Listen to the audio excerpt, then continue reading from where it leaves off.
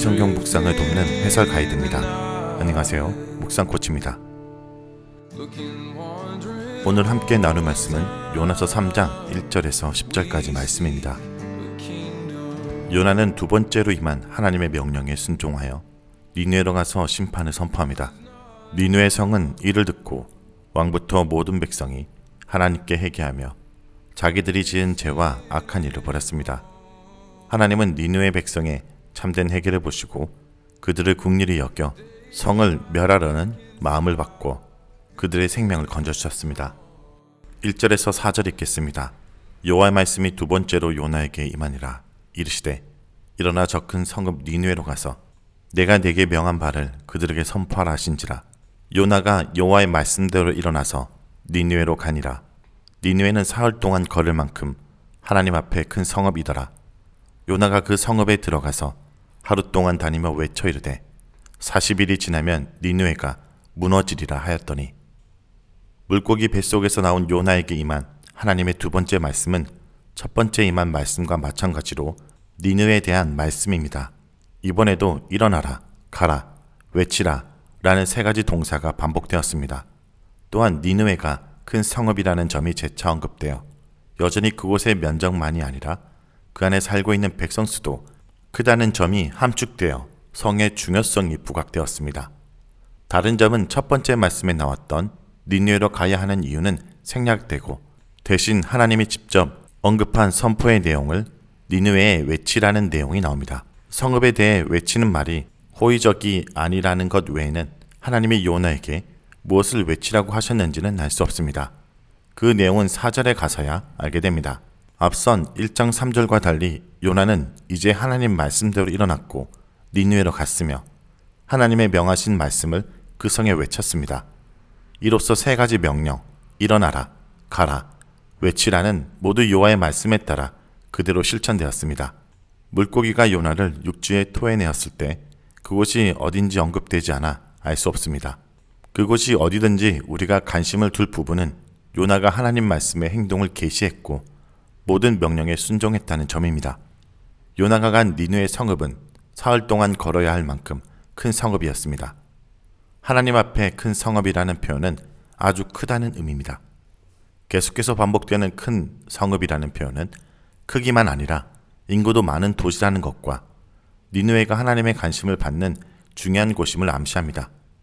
요나가 전한 하나님의 메시지는 40일이 지나면 니느웨가 무너지리라는 내용이었습니다. 다른 내용이 기록되지 않으므로 이것이 전부인지 일부인지 알 수는 없지만 명확한 것은 니느웨의 멸망이 임할 것이며 기한이 정해졌다는 간단하면서도 분명한 하나님의 심판 메시지였습니다. 곧 일어날 두 가지 일이 요나가 전하는 신의 손에 달려 있으며 그 신이 전능하신 신임을 니느웨 사람이 알아야 합니다.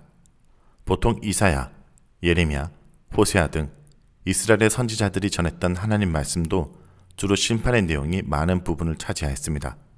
그러나 심판만 나오기보다는 대부분 회복의 내용도 함께 담고 있습니다. 대부분의 선지서에서는 이 큰 두 주제인 심판과 회복을 다양한 주제, 예를 들어 여호와의 날, 메시아 왕국, 이스라엘의 회복, 남은 자 등 이러한 단어와 함께 방법, 즉 경고, 재고발, 환상, 격려, 예언 등을 사용하여 효과적으로 하나님 말씀을 전했습니다. 요나를 통해 니느웨에 전한 하나님의 메시지는 겉으로는 하나님의 심판만을 경고하는 듯 들리지만 그 안에는 회개의 권유가 들어있습니다. 또한 회개의 권유가 이 심판의 메시지를 전하는 데 더 큰 목적이 있습니다. 심판의 경고를 듣는 자는 하나님의 속 깊은 의도를 알아차리고 속히 악을 끊고 회개하여 하나님께 돌아와야 합니다. 다음은 5절에서 10절 읽겠습니다. 니느웨 사람들이 하나님을 믿고 금식을 선포하고 높고 낮은 자를 막론하고 굵은 베옷을 입은지라. 그 일이 니느웨 왕에게 들리매 왕이 보좌에서 일어나 왕복을 벗고 굵은 베옷을 입고 제위에 앉으니라.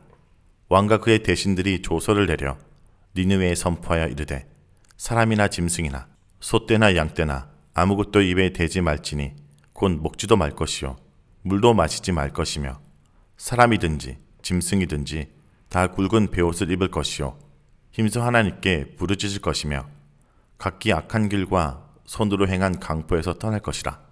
하나님의 뜻을 돌이키시고 그 진노를 그치사 우리가 멸망하지 않게 하시리라. 그렇지 않은 줄을 누가 알겠느냐 한지라.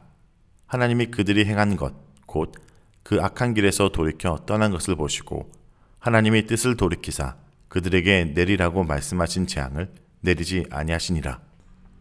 요나가 전한 하나님의 심판 경고는 놀랍게도 니느웨 백성들에게 회개의 기회가 되었습니다. 이제야 요나가 심판을 선포하기 시작해서 하루를 다녔지만 니느웨 백성들은 이에 심각하고 신속한 반응을 보였습니다. 먼저 니느웨 사람들은 이방인 요나가 전하는 이방신 하나님의 심판 경고를 받아들였습니다. 5절에서 니느웨 사람들이 하나님을 믿었다라는 말은 하나님을 믿고 그들의 주권대로 신뢰하게 되었다라는 극단적인 변화를 의미하기보다는 하나님이라는 신이 자기들을 40일 내에 멸하실 것이라는 경고를 받아들인 것으로 이해됩니다. 마치 일장의 선원들이 큰 바람이 몰아치는 바다에서 요나로부터 하나님이라는 신에 대해서 듣고 그동안 자기들이 의지했던 신을 버리고 새로 알게 된 신인 여호와 하나님께 부르짖고 나중에는 그를 크게 경외하며 제사와 서원을 드린 행동과 유사합니다. 둘째, 그들은 지위의 높고 낮음에 상관없이 모두 금식하고 겸손을 상징하는 굵은 베옷을 입었습니다. 1장에 선원들이 비바람을 다스리는 신의 노를 잠재우기 위해 부르짖고 또 요나에게 어떻게 해야 하느냐 물었던 것처럼 니느웨 백성들도 하나님의 진노를 달래기 위해 필요하다 생각되는 일에 착수했습니다. 금식과 베옷을 입는 간습은 죽음을 애도하거나 신을 달래기 위한 행동으로서 고대 세계에서 흔히 볼 수 있는 행동입니다. 그러나 이스라엘 백성과 마찬가지로 하나님이 원하시는 것은 형식적인 금식이 아니라 뉘우치고 회개하는 상한 마음이며 옷을 찢는 것이 아니라 마음을 찢는 것임을 제대로 인식하지 못했습니다. 셋째, 왕도 이 소식을 듣고 즉각 반응을 보였습니다. 그는 왕좌에서 일어나 굵은 베옷을 입고 제위에 앉았습니다. 이는 왕이 하나님이라는 신을 지금 자기가 섬겨야 될 신으로 인정했음을 보여주고 이 신의 심기를 건드리지 않기 위해 겸비하는 모습을 보여줍니다.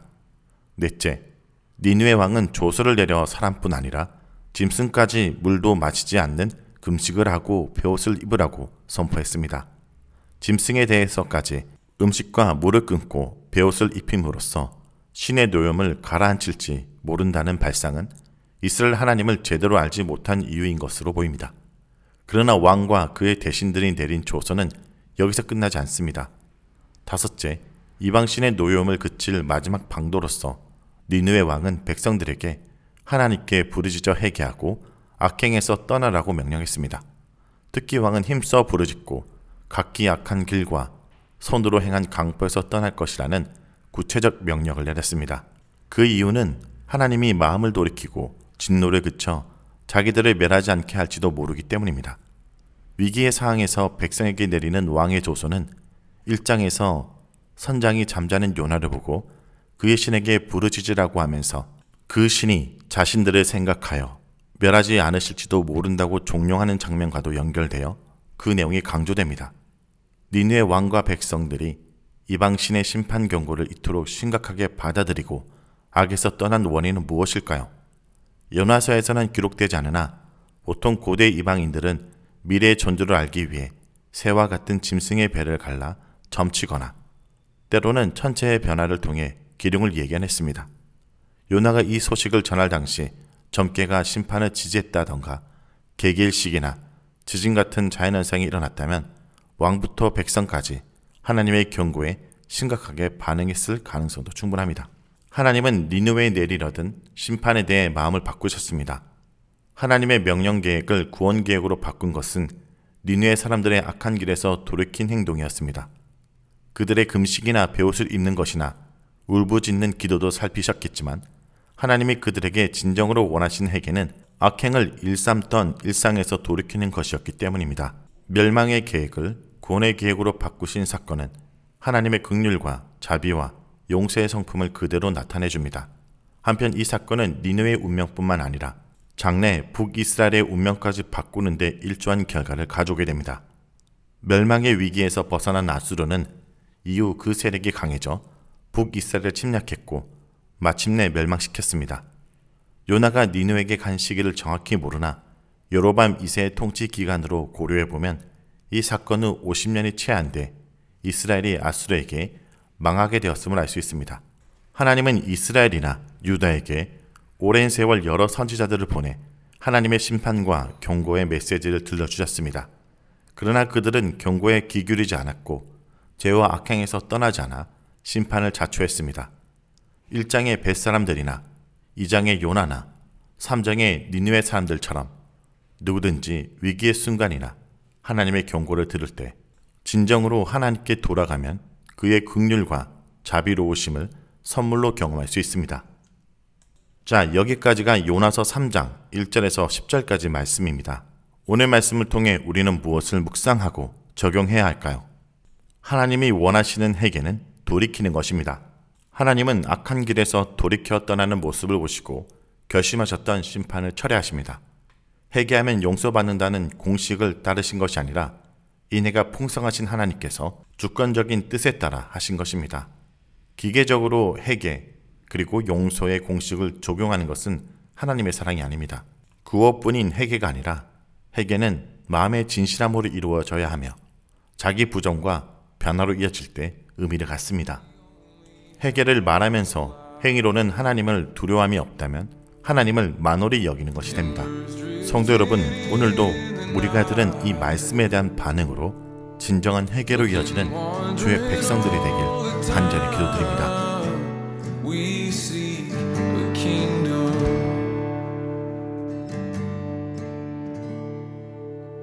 This is not my home. This skin and bone.